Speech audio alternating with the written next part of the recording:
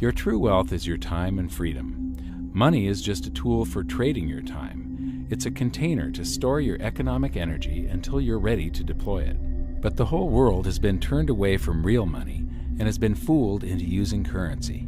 A deceitful impostor that is silently stealing your two most valuable assets, your time and your freedom. Welcome to the rabbit hole. We are entering a period of financial crisis that is the greatest the world has ever known. The wealth transfer that will take place during this decade is the greatest wealth transfer in history. Wealth is never destroyed, it is merely transferred, and that means that on the opposite side of every crisis there is an opportunity. The great news is that all you have to do to turn this crisis into your great opportunity is to educate yourself. I believe that the best investment that you can make in your lifetime is your own education. Education on the history of money, education on finance, education on how the global economy works, education on how all of these guys, the central bankers, the stock market, how they can cheat you, how they can scam you. If you learn what is going on and how the financial world works, you can put yourself on the correct side of this wealth transfer.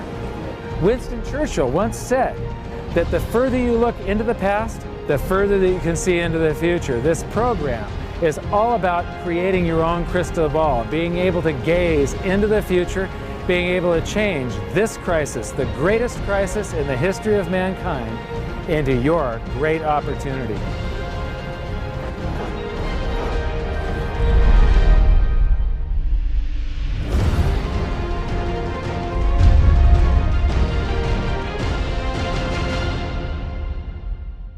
The hidden secrets of money, some of them are hidden in plain sight. They're like right in front of you. The way the monetary system works is something that isn't actually hidden away from all of us. It's out in the open, but it's complex and people just they can't see how it works. It's hard for them to imagine that we're living in such a hoax. Others are meant to be secret, but the truth is slowly coming out, like the Federal Reserve being a private corporation and not really part of the U.S. government.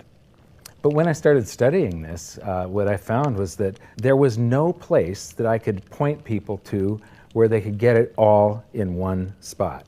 And so I basically decided to write my book about it and consolidate monetary history, economics, the markets, fundamentals of gold and silver. There's a lot of smoke and mirrors in economics, and I've sort of made it my job to lift the fog for people.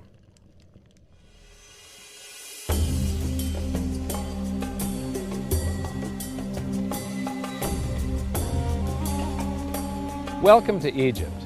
This is where it all began. Roughly 5,000 years ago, the Egyptians started using gold and silver as their predominant form of currency. But it was not yet money. The pieces of gold and silver that they were using were odd sizes and weights, odd purities, so it still was not interchangeable, where each unit is the same as the next. This meant that nothing really had a price yet. You couldn't put a price of so many coins on something because they didn't have coins yet. Trade was still difficult. It was still a guessing game when it came to the exchange of values. One of the reasons that we are in the financial mess that we are today globally is that people do not understand the difference between currency and money. Currency is a medium of exchange, a unit of account. It is portable, durable, divisible, and something called fungible. Fungible means that each unit is the same as the next unit. A dollar in my pocket buys the same amount as a dollar in your pocket. Money is all of those things plus a store of value over a long period of time. Even financial planners, bankers, your accountant, they don't understand the difference between currency and money. The currency in your pocket is a medium of exchange. It's a unit of account because it's got numbers on it. It's somewhat durable, it's portable, it's divisible in that you can make change, and it's fungible. A dollar in my pocket buys the same amount as a dollar in your pocket. But because governments can print more and more and more of it, and dilute the currency supply, it's continually transferring wealth out of your pocket, out of your bank account, to the government and to the banking system. The reason that gold and silver are the optimum form of money is because of their properties. It's an easy medium of exchange because gold and silver store a large amount of value in a very small area. It's a unit of account. Pure gold has the same value all over the planet. So an ounce of gold buys the same amount here in Egypt as it would in China or in the United States. It's durable. The same gold that Egyptians were using in trade 5,000 years ago is still here with us today. It does not corrode. It's divisible. You can make change with it. It's very portable. You could use something like oil as money. It's just that you can't carry around a barrel of oil on your back. It's fungible. Pure gold is the same wherever it is on Earth. Pure silver is the same wherever it is on Earth. It's limited in quantity. That's the reason that it maintains its purchasing power. Governments cannot print it. Over the last 5,000 years, only gold and silver have maintained their purchasing power. There have been thousands upon thousands of fiat currencies, currencies that are unbacked by gold or silver, and they have all gone to zero. It's a 100% failure rate. Well, fiat currency, of course, is a currency that exists at the dictate or by fiat from a government. You see, they have their printing presses, and the paper money rolls off the printing presses. And then they give it the fiat designation, which makes the currency official. It's just worthless paper. But when Ben Bernanke gives it the special sign and they have the cult meeting at the Federal Open Market Committee meetings, it suddenly becomes currency. If you look at what's really going on, it's a con game. And so there's confidence. Well, the Federal Reserve is very forthright about what they're doing. If you read their websites, they'll tell you it's a confidence game. They tell you that there's no intrinsic value in their money. They'll tell you that they print it backed by absolutely nothing. They actually display all these facts. But if you tell somebody in the public that this stuff is created out of thin air, there's no backing whatsoever, it's absolutely worthless, it's about as valuable as monopoly money, they'll look at you like you're nuts. Is there an example throughout history of a fiat currency, a piece of paper that's unbacked by anything, surviving? Short answer, no. Long answer, no. And here's why. When Addison Wiggin took over at the Daily Record, when they got cranked up, Bill Bonner asked him to catalog all of the fiat currencies throughout history and what happened to each of them. Addison dutifully went to work. Within a short period of time, he had gone through the alphabet. All the fiat currencies that started with the letter A were done. They all went to zero. He was halfway through the letter B and all the fiat currencies that started with the letter B, and there were 600 of them in just the first letter and a half of the alphabet, and every single one of them went to zero. Every one. 600 fiat currencies that start with the letter A, and half of the ones that start with the letter B are 600 of these things. Not one ever came close. You think this one, the United States dollar, is going to be the first one after all that? I don't think so. No. No currency, fiat currency has ever survived. None. The thing about money is there actually is a fairly well accepted definition of what money is. The question is, as you apply that definition to particular things that people claim to be money, do they fit the definition? We'll just take the paper dollar, for example. How well does it perform those functions? Well, store of value. The dollar has lost 95% of its purchasing power since the creation of the Federal Reserve in 1913. So not very good as a store of value. One of the things I do is just a way to get the audience's attention is I have a slide, and there are 3 pictures on the slide. One is a pile of monopoly money. The other one is a pile of Federal Reserve notes, what Americans would call paper money. And the other one is a solid gold American Eagle 1-ounce coin. And the title of the slide is, which of these is not like the other? And if you know the show Sesame Street, or you have children who watch it, it's one of the favorite vignettes in Sesame Street. And what it really is a kind of IQ test for 5-year-olds. They're supposed to look at the 3 things and look at characteristics and find the one that's not like the other. Well, I've shown this slide to groups of Ivy League University professors, and I've also shown it to, children, kind of 5 years old, my nieces and nephews and so forth. And when the professors look at it, they say, well, clearly the dollars are not like the others because gold has no role as money, and monopoly money is junk, and the American dollar is a store of value, so that's not like the other. But the children look at it and they say, well, the gold coin is not like the other because the other two are just piles of paper and the gold coin is clearly something different. So my question to the audience is, who's smarter, a 5-year-old or an Ivy League professor?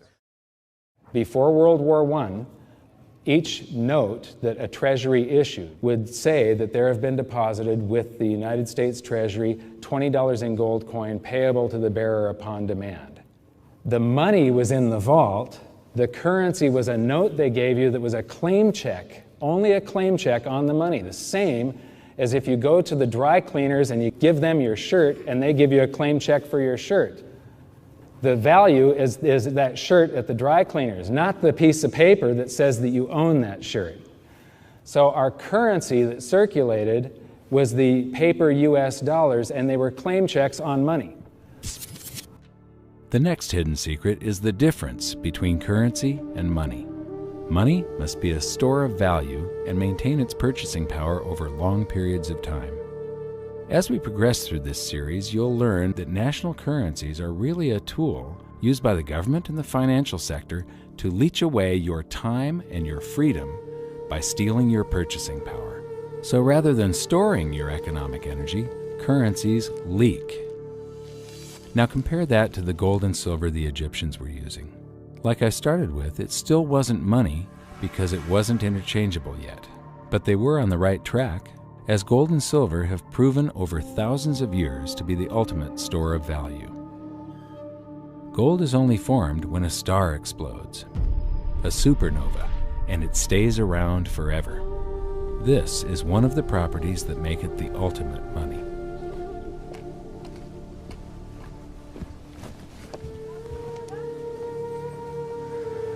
People are amazed that after 5,000 years, the pyramids are still here.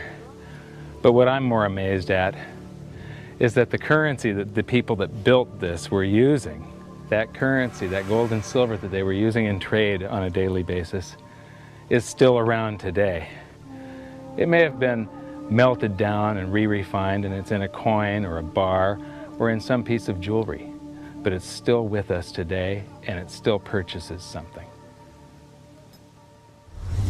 Yes, it is the ultimate money because there is nothing else even in the same league. It's divisible, it's permanent, it's a store of value, it's a unit of account. It's got everything you want out of money, but it doesn't go away, and it can't be increased. That is what makes gold the most beautiful money of all. What more could you ask out of a money? It keeps governments under control. You can maintain a solvent system. Governments don't like gold at present because they're getting away with the fiat currencies, and they'll do everything they can to discredit it as an asset class. I mean, my goodness, gold has outperformed the Dow Jones Industrial Average in each of the last 7 years, yet it's not considered a legitimate asset class. Why? Again, it's the fear that maybe gold will be imposed on the system, that it will constrain government ability to spend beyond its means. They can't print it. They can't print it, no. The proper definition of inflation, I use Milton Friedman's definition. Inflation is an expansion of the currency supply. Deflation is a contraction of the currency supply. If you expand the currency supply, eventually prices will rise. And if you contract the currency supply, eventually prices will fall. This is a pool, but it's not a pool of water. This is the currency pool. And these are prices. And if you expand the currency supply, prices like a sponge in water have to rise to suck up the excess currency. Governments never stop printing more currency and adding currency to circulation. Therefore, prices keep on going up, not because the stuff that you're trying to buy is changing. The real estate doesn't change. What has changed is the currency purchases less and less. It's the currency going down, not prices going up. The truth is, what we have that makes our world work right now is a big story. None of it's real. It's all just promises. And if you think about it, that's how currency began to work in the beginning. You know, before we had currency, we had barter. I'll give you 3 coconuts and you give me 4 fish, because that's kind of a fair exchange on coconuts to fish.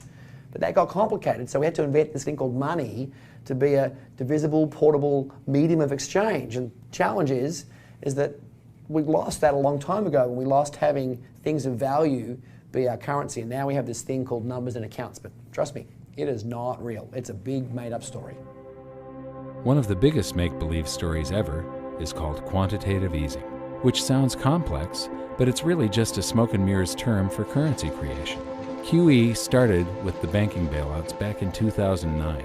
This currency was created out of thin air and then given to the banks, who paid themselves record bonuses in reward for crashing the world economy.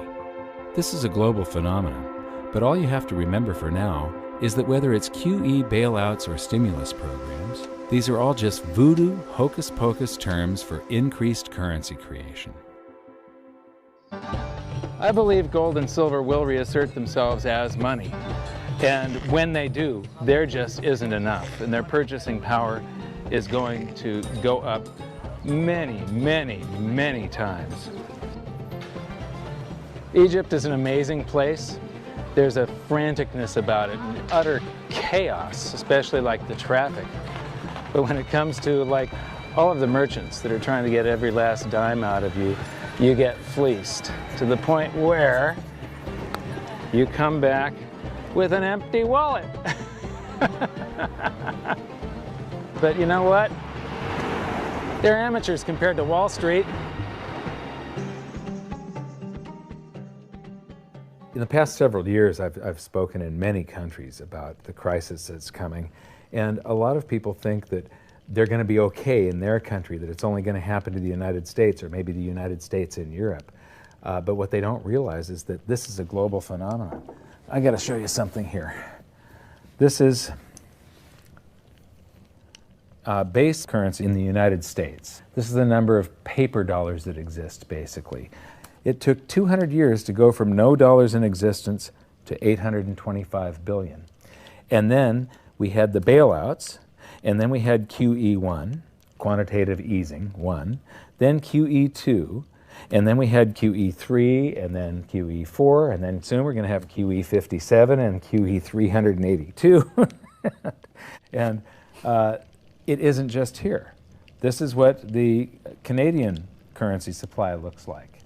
This is Australia, South Africa, Russia. Now, this starts out in just the year 2001, and this is like 18 times more currency in existence in a little over a decade. Here's Singapore, same story. Look at that, since the crisis, just bam. India, China, every government on the planet is doing this insane deficit spending and expanding their currency supplies, doing bailouts. And history shows that there is no example of this turning out well. It is sometimes amazing that we haven't experienced more inflation than we have. If they keep expanding the money supply so vastly, why aren't our prices growing faster than they really are? And the answer is that a good chunk of the money that the Fed created has been shipped overseas. I remember early in my research, I heard this expression that the Americans have exported their inflation. I thought, what is that? How can you export your inflation? Put it in a box and send it out? What do you do? Well, now I understand. You export your inflation by simply sending all these dollars that you created to these other countries, and then they send you their refrigerators and their cars and whatever, their TV sets. So you get hardware, and they get little pieces of paper. It's a great deal for the American people for a while.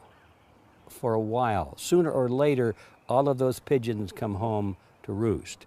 When the time comes, as it looks like it's now coming, when the rest of the world is saying, we don't want to play this game anymore, Uncle Sam's dollars are just becoming worthless, there are too many of them, we've got to find something else other than American dollars, then those dollars start to come back to America. People say, we don't want them anymore, what do we do with them? Once this revs up and we've got this little trickle of money coming back that we previously exported, once it becomes a flood and it starts to rush back, now we are getting our former exported inflation brought back to us, and then we'll see the quantity of money inside the United States grow much more rapidly even than the Federal Reserve can create it, because we're getting a previous money back. And that's when we will really see the tanking of the US dollar in terms of what it will buy. During the second round of quantitative easing, global food prices went up 60%. And this created a humanitarian disaster for the 2 billion people on Earth who live on less than $2 a day. These people were hungry to start with, they became hungrier, and some of them started overthrowing their governments in North Africa and around the Middle East. So quantitative easing was the spark that ignited the Arab Spring. So that's it. When you create money, you get some sort of inflation. It just depends on where the inflation goes. It's all going down, down, down. Peasants are reeling from a game of coins and the ground. Given the premise that you have a permanent underclass or poor class, and how does inflation affect them disproportionately? It affects them basically in the percentage of their income that goes to food. And we see this as a ratio, and we know that there are some danger points. For example, in Egypt recently, once that ratio got to 40% of income going to food and the price of food rising due to inflation, when it got to 40%, that's historically a point where people actually stage a revolution. And that's exactly what we saw. The French Revolution, similarly, was all around the price of food getting to a certain critical point where people simply, the risk-reward for revolution was favorable toward revolution.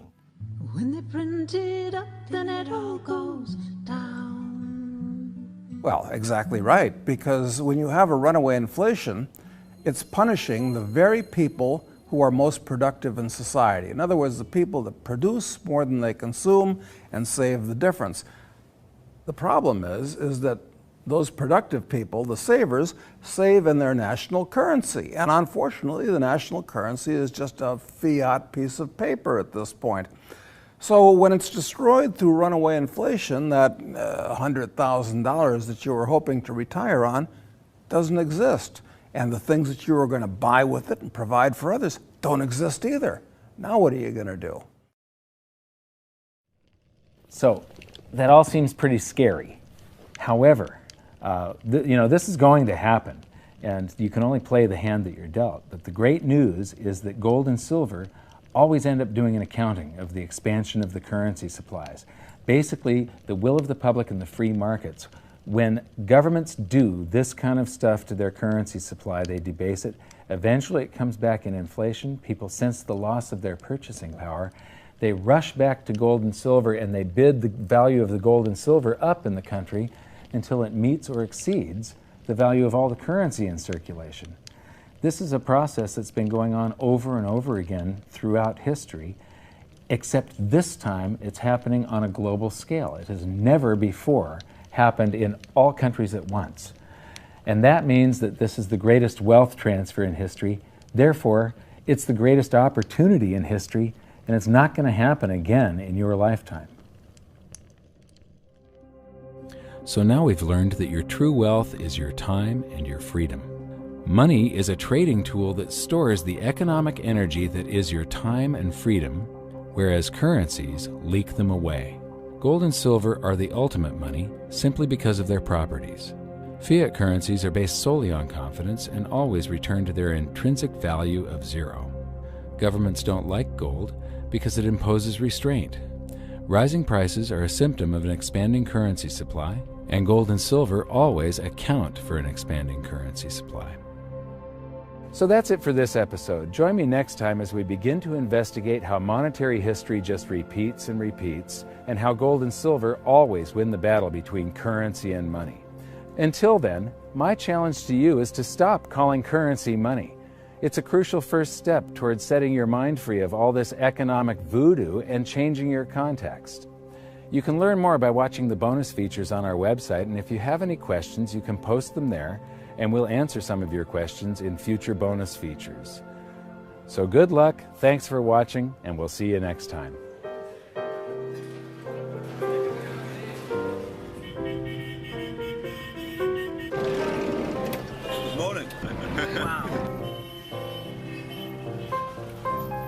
What does fiat mean? It comes from the Latin for crappy car.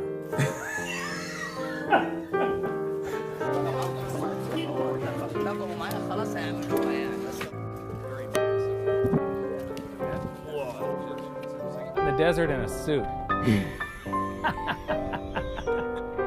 My camel died. You're not too sure about that, are you? Huh?